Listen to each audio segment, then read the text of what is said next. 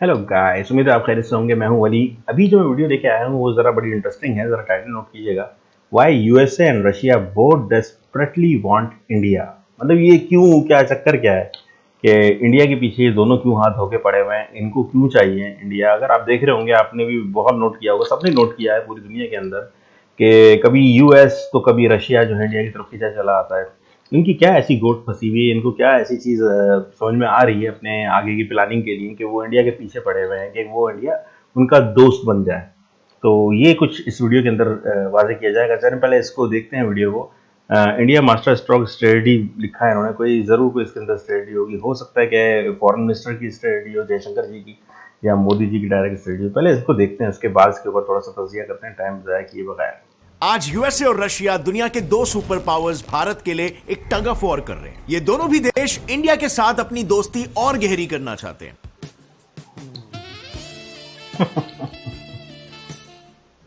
In fact India आज के तारीख में बाकी देशों का भी एक फेवरेट डिप्लोमेटिक डेजिग्नेशन बन चुका है। वेल, हेलो फ्रेंड्स, मेरा नाम है गौरव। और यूएस, जिसकी आइडियोलॉजी पहले काफी प्रो पाकिस्तान हुआ करती थी और एंटी इंडिया भी, आज वो सामने से इंडिया को फ्रेंडशिप प्रपोजल्स भेज रहे हैं। For multiple decades, Western countries did not supply weapons to India.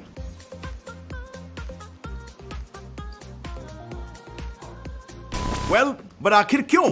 क्योंकि आज के तारीख में नए जियोपॉलिटिकल प्लेग्राउंड यानी इंडो पैसिफिक का सबसे बड़ा खिलाड़ी भारत इंडिया है। है। India is an essential partner for us in realizing our shared vision of a free and open Indo-Pacific. अब दूसरी ओर रशिया और इंडिया के टाइज तो काफी अच्छे हैं, लेकिन आज की तारीख में रशिया की स्थिति ऐसी है कि दो ही लोग हैं जिससे रशिया कभी भी रूठना अफोर्ड नहीं कर सकता। एक है चाइना के शी जिनपिंग और दूसरे भारत के Narendra Modi. If there were two people on the planet that Vladimir Putin did not want to get the cold shoulder from, or doesn't want to in general, it's Xi Jinping and Narendra Modi. In fact Putin की और नरेंद्र मोदी की तो personally भी काफी गहरी दोस्ती है, और ये दोस्ती इसी क्लिप से झलकती है जहां पर 50 मिनट के डिनर को 3.25 घंटे तक खींच लिया। कितना टाइम लेंगे वो? बोले साहब ज्यादा से ज्यादा 50 मिनट, मैक्सिमम 50 मिनट। दोनों बैठे, बातें शुरू हुई साहब, और आप हैरान हो जाएंगे, जो 50 मिनट का कार्यक्रम तय हुआ था, मैं करीब सुबह 3:45 बजे होटल वापस आया। Amazing, right? लेकिन ये दोस्ती भी कोई आज की नहीं है। As you all know, Russia और इंडिया ऑल वेदर फ्रेंड्स रह चुके हैं। सो सबको पता है कि 1971 में इंडिया ने पाकिस्तान को हराया था। इनफैक्ट उनके 93,000 सोल्जर्स को भी इंडिया ने कैदी बना लिया था। बट बहुत कम लोग ये जानते हैं कि उस जंग में यूएस के ट्रैप से इंडिया को रशिया ने ही बाहर निकाला था। अब वॉर के दौरान पाकिस्तान के उस टाइम के गुड फ्रेंड ने इंडिया पर न्यूक्लियर हमला करने का फैसला कर लिया। इनफैक्ट यूएस की nuclear missile bay of Bengal के रास्ते इंडिया की तरफ बढ़ने भी लग गई थी, और उसी वक्त पीछे से आकर रशियन नेवी ने यूएस को ब्लॉक कर दिया, जिसकी वजह से फाइनली यूएसए को जंग से पीछे हटना पड़ा, क्योंकि यूएसए को लगा मामला एस्केलेट हो जाएगा। अब रशिया के इस मूव से इंडिया को डेफिनेटली बहुत कॉन्फिडेंस मिला, and the rest is history. इसके अलावा दोनों कंट्रीज ने एक ट्रीटी भी साइन की थी, जिसमें रशिया ने इंडिया को एश्योर किया था कि वो कभी भी इंडिया की सिक्योरिटी पर आंच नहीं आने देगा। और वेल, यही 1971 का वॉर इसका बेस्ट एग्जाम्पल है। इनफैक्ट अगर गौर से सोचा जाए तो ऐसा हो सकता था कि आज कश्मीर, गोवा, दमन और दीव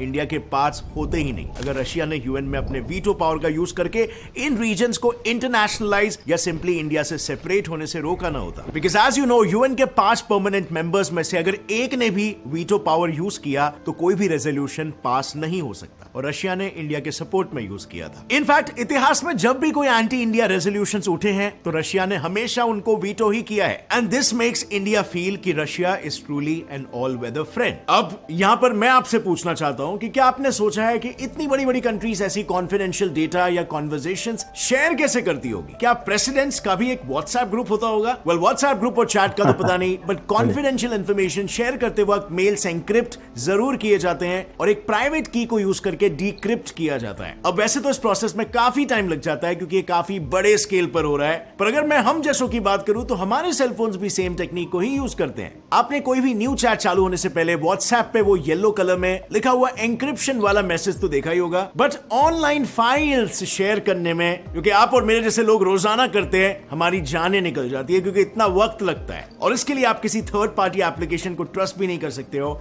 और इसीलिए वंडर शेयर लाया है मोबाइल ट्रांस। ये एप्लीकेशन एकदम इजी टू यूज है और सिक्योर है, जो 18+ फाइल फॉर्मेट्स को सपोर्ट करता है। इस ऐप पर आप अपने व्हाट्सएप का डेटा बैकअप या फिर म्यूजिक प्लेलिस्ट भी ट्रांसफर कर सकते हो इजीली और फास्ट। इसके लिए आपको बस नीचे डिस्क्रिप्शन में दिए गए लिंक से इसे डाउनलोड करना है, इंस्टॉल करना है और सिलेक्ट द ओल्ड और new device, scan the other phone to pair, select the files that you want to transfer and done. ये ट्रांसफर एंड्रॉइड और iOS के बीच भी हो सकता है, वो भी कुछ सेकंड्स में। तो अभी जाओ, डिस्क्रिप्शन में दिया गया है लिंक, डाउनलोड करो मोबाइल ट्रांस और पाओ 40% off on our black Friday sale. And now let's jump back to the topic. India और रशिया के बीच अभी एक अच्छी खासी अंडरस्टैंडिंग है और इसी वफादारी को इंडिया भी चुकाता है रशिया से डिफेंस इक्विपमेंट्स परचेज करके रशिया को बिजनेस देकर। इंडिया के ऑलमोस्ट 50% डिफेंस इक्विपमेंट्स रशिया से ही आते हैं। और मजे की बात तो यह है, जब यूएस ने इंडिया को रशियन ऑयल खरीदने से मना किया था तो इंडिया ने कम करने की जगह पर उल्टा इंपोर्ट्स और बढ़ा दिए। बट हां, जब बात यूक्रेन वॉर पर आई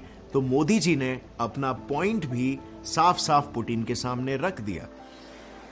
आज का युग युद्ध का है नहीं, और हमने फोन पर भी कई बार आपसे इस विषय में बात की है। उन्होंने पुतिन को यह क्लियरली कहा, this is not an era of war. पर इंटरेस्टिंग बात तो यह है कि पुतिन ने भी बिना हिचकिचाए ये एडमिट किया कि या इंडिया के कंसर्न्स वो समझ सकते हैं और उस पर काम भी करेंगे। It is not very good news. I know about your position on the conflict in Ukraine, and I know about your concerns. I know that you share these concerns, and we want all of this to end as soon as possible. So clearly, इन वार्तालाप से India के diplomatic relations Russia के साथ दिखते हैं। अब दूसरे तरफ यूएसए में अंडरस्टैंडिंग कैसे इंप्रूव हुई, इसके बारे में भी थोड़ा जान लेते हैं, ताकि हम ये जान सके कि इस पॉइंट पे यूएसए को सपोर्ट करना या रशिया को सपोर्ट करना इंडिया के लिए ज्यादा फायदेमंद साबित हो सकता है। सो जैसे आप सभी जानते हो, यूएस के साथ इंडिया की अंडरस्टैंडिंग स्टार्टिंग में बिल्कुल भी अच्छी नहीं थी कि वो इस इंडो पैसिफिक रीजन को एशिया पैसिफिक बोलते थे, सिर्फ ताकि इंडो ये नाम से वो उसे रेफर ना कर सके। I repeat, will not come at the expense of the Asia Pacific. इसके अलावा अगर वहीं पर हम 1971 की बात करें तो ये था यूएस का बैटलफील्ड और यहां से यूएस ने भेजी थी अपनी नेवी, जिसके साथ था उस टाइम का सबसे खतरनाक 75,000 tonne nuclear powered aircraft carrier, जो बाय द वे इंडिया के विक्रांत से ऑलमोस्ट 3 गुना ज्यादा पावरफुल था। इसके अलावा आ रही थी ब्रिटेन की नेवी वेस्ट से इंडिया को ब्लॉक करने के लिए। And in the meanwhile US के प्रेसिडेंट निक्सन ने चाइना को कहा था कि वो भी नॉर्थ से इंडिया पर अटैक करे, जिससे इंडिया चारों तरफ से घिर जाए। अब इंडिया का नसीब उस वक्त अच्छा था कि चाइना ने निक्सन की बात नहीं मानी, और क्यों नहीं मानी उस वक्त उसका एग्जैक्ट रीजन हमें पता नहीं, बट इससे इतना तो बिल्कुल क्लियर हो गया कि यूएस का फोकस बांग्लादेश पर कम और इंडिया की तरफ ज्यादा था। सिचुएशन इतनी क्रिटिकल थी कि वर्ल्ड वॉर 3 तक की नौबत आ गई थी, और ऐसा खुद इंदिरा गांधी ने कहा था। और आगे मैटर कैसे अनफोल्ड हुआ उसके बारे में हम बात कर चुके हैं। इनफैक्ट अगर रीसेंट केस की बात करें तो 2016 में जब इंडियन मिलिट्री कैंप पर उरी अटैक हुआ था, तब भी यूएस स्टेट स्पोक्सपर्सन ने अटैक में पाकिस्तान की इन्वॉल्वमेंट को पूरी तरीके से नकार दिया था। And as we all know, सारे एविडेंसेस पाकिस्तान के खिलाफ थे, लेकिन यूएस ने फिर भी सपोर्ट किया। सो ये सारे एपिसोड्स मैं इसीलिए बता रहा हूं ताकि आप समझ सको कि यूएस किस हद तक जा सकता है रशिया और उनके एलाइज को काउंटर करने के लिए। और इंडिया के तरफ रशिया का हमेशा से सॉफ्ट कॉर्नर क्यों रहा है, इसके पीछे का भी रीजन आपको मालूम होगा। मैंने एक वीडियो बनाया था titled why Russia is India's worst enemy करके। उसमें मैंने बताया था कि रशिया इंडिया को क्यों इतना सपोर्ट करता है, क्योंकि केजीबी की फंडिंग्स यहां पे आ रही थी और इंडिया को एक सोशलिस्ट नेशन बनाने की कोशिश की जा रही थी, और उसमें इंदिरा गांधी की गवर्नमेंट सबसे ज्यादा इन्वॉल्व थी। तो उस टाइम से ही रशिया का सॉफ्ट कॉर्नर इंडिया के साथ डेवलप हो गया, and as a result Pakistan का हार्श कॉर्नर इंडिया के खिलाफ अलाइन कर दिया। इनफैक्ट यही वजह है कि इंडिया इन दो सुपर पावर्स की आइडियोलॉजीज के बीच में पिस रहा है। अगर वो एक सुपर पावर की आइडियोलॉजी की तरफ बढ़ने लगता है या उसके साथ अपने रिलेशंस को स्ट्रॉन्ग करता है, तो दूसरा सुपर पावर नाराज हो जाता है और दिखाने लगता है कि भाई उनसे पंगा लेने का नतीजा क्या है। लेकिन आज के तारीख में यूएस की बोली फिर भी बदल गई है। अब यूएस इंडिया से बदला निकालने के बजाय उसके तेवर बदल गए। एक्चुअली यूएस अब ये बखूबी जानता है कि एशिया में चाइना उसका कॉम्पिटिटर है और रशिया एक थ्रेट है। ऐसे में थर्ड बिगेस्ट कंट्री इंडिया को अपनी तरफ करना उसके लिए बहुत ही बड़ी जरूरत है, और इंडिया को डोमिनेट करके ये तो होने से रहा। Well friends, you will be shocked to know पिछले 10 सालों में यूएस और इंडिया के बीच सिर्फ यही एक बड़ा डिफेंस प्रोजेक्ट साइन हुआ था, लेकिन अब सडनली यूएस का पूरा फोकस बस इंडिया के ही डिफेंस मार्केट पर आ गया है। सो आत्मनिर्भर भारत के तहत इंडिया ने ग्रेजुअली अपने डिफेंस इंपोर्ट्स को रिड्यूस और डाइवर्सिफाई करने का प्लान बनाया। इनफैक्ट अब तक 310 वेपन्स के इंपोर्ट्स को इंडिया ऑलरेडी बैन कर चुका है। अब इस मूव ने यूएसए के लिए 2 विंडोज खोल दिए, एक जिससे वो जॉइंट प्रोजेक्ट्स और टेक्नोलॉजी शेयरिंग के थ्रू इंडियन मार्केट में अपनी जगह और इंडिया के साथ दोस्ती दोनों पक्की कर सकता है, और दूसरी जिससे वो रशिया को ग्रेजुअली इंडियन मार्केट से बाहर कर सकता है, देयरबाय कटिंग इट्स कंपटीशन। इसके अलावा एक और ऐतिहासिक कदम है इंडिया का जियो स्पेशियल पैक्ट साइन करना। सो यूएसए के 4 सबसे सिग्निफिकेंट डिफेंस एग्रीमेंट्स होते हैं, जो माइंड यू यूएस सिर्फ उन स्पेशल कंट्रीज के साथ साइन करता है जिनके साथ वो अपनी मिलिट्री इंफॉर्मेशन, लॉजिस्टिक्स, सिक्योरिटी सब कुछ शेयर करना चाहता है। अब अगर इकोनॉमिकली देखें तो रिपोर्ट्स के हिसाब से यूएसए की 200 बिग मल्टीनेशनल कंपनीज चाइना से अपना मैन्युफैक्चरिंग बेस इंडिया में शिफ्ट करने का प्लान बना चुकी है। और तो और कोका कोला, जेपी मॉर्गन और डिस्कवरी जैसी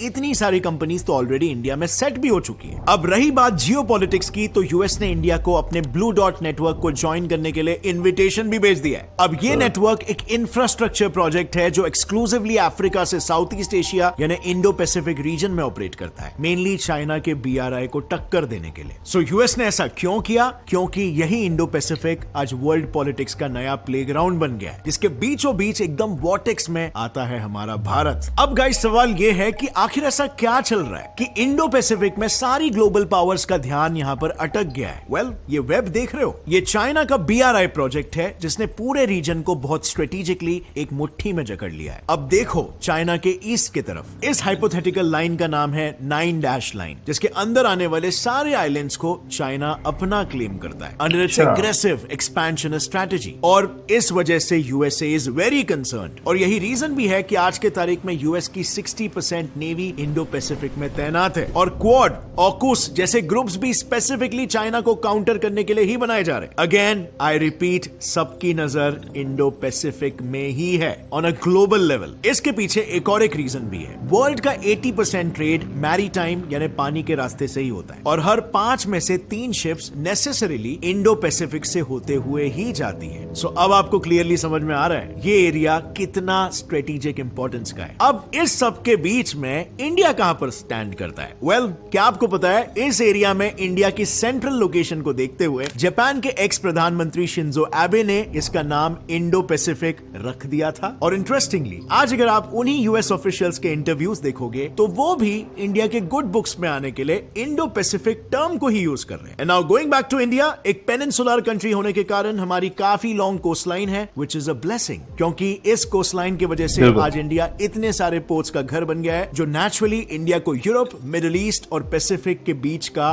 बेस्ट मिडिल स्पॉट बनाता है। इसके अलावा आईएचएस की रिपोर्ट तो ये तक कह रही है कि इंडिया अगले 8 सालों के अंदर जापान को इकोनॉमिकली पीछे छोड़ने वाला है। एंड ऑनेस्टली जिस स्पीड से इंडिया में कंपनी सेटअप हो रही है, ऐसा होना कोई बड़ी बात नहीं है, और इसीलिए इन्हीं सब रीजंस की वजह से इंडिया का इन्फ्लुएंस इस रीजन में इतना स्ट्रांग होते जा रहा है कि खुद ऑस्ट्रेलियन हाई कमिश्नर ने इंडिया को इंडो पैसिफिक का नेचुरल लीडर ठहरा दिया है। इनफैक्ट कार्नेगी रिपोर्ट का भी यही कहना है, इंडो पैसिफिक के आइलैंड नेशंस भी इंडिया को ही एक पोटेंशियल लीडर के तौर पर रिकॉग्नाइज करने लगे हैं। अब फ्रेंड्स अगर ऑनेस्टली देखा जाए तो एशिया के 3 मेन पावर्स है, चाइना, जापान और इंडिया, और हम सभी जानते हैं कि चाइना एक डेमोक्रेसी नहीं है जो उसे ऑटोमेटिकली एक कम रिलायबल पार्टनर बना लेता है। अब बचा जापान, जहां के लोगों की एवरेज एज ही 50 इयर्स है, प्लस पॉपुलेशन इंडिया के सामने काफी कम है, हेंस इकोनॉमिकली देखें तो जापान एक बड़ा मार्केट नहीं है। और इसीलिए यही 2 डीज, डेमोक्रेसी और डेमोग्राफी, इंडिया को इस रीजन का एक नेचुरल प्रेफर्ड चॉइस बनाते हैं। और इसीलिए अगर आप देखोगे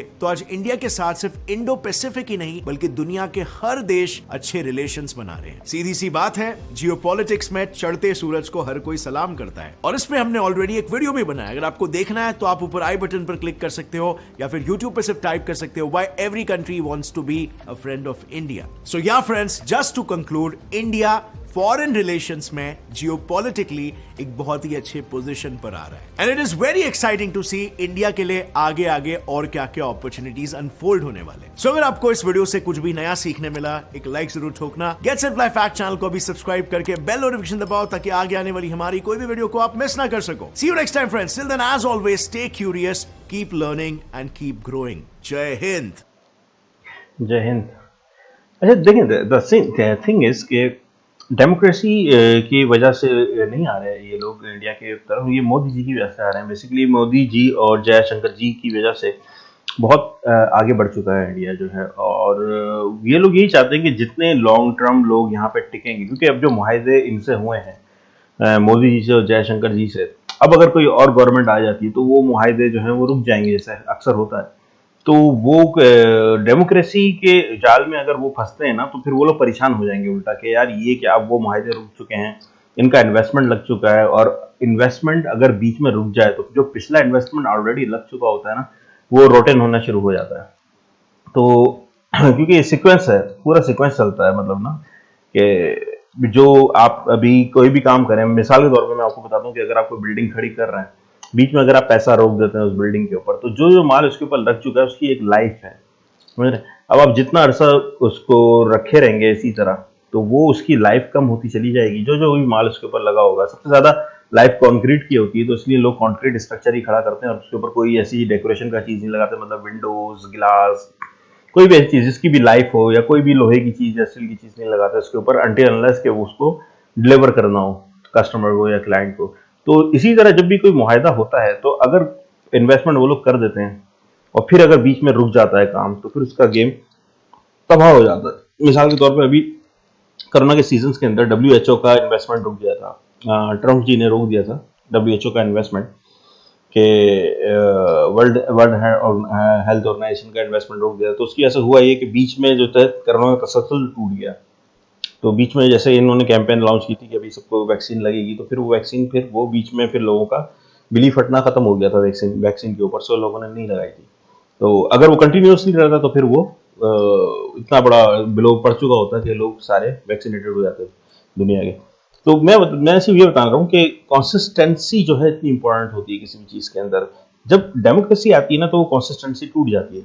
अब सब लोग जानते हैं और सब लोगों ने देखा है, क्योंकि तकरीबन 50 साल से डेमोक्रेसी रही है, 47 के बाद से डेमोक्रेसी रही है हम दोनों ममालिक में, और जो डेमोक्रेसी दी है वो एक डिक्टेटर ने दी है, यानी कि ब्रिटिश एम्पायर ने दी है, और ख़ुद इसके ऊपर अमल नहीं किया, खुद वो डिक्टेटर ही बने रहे और अपने अंदर दो पार्टियां खड़ी की, और उसके बाद उसी को फ्लोरिश करते उसके बाद इन दोनों पार्टियों को छोड़ के खुद भाग गए। तो ये सीन यहाँ पे हुआ। अब जो है वो हालात आपके सामने ही हैं कि कभी कुछ होता है।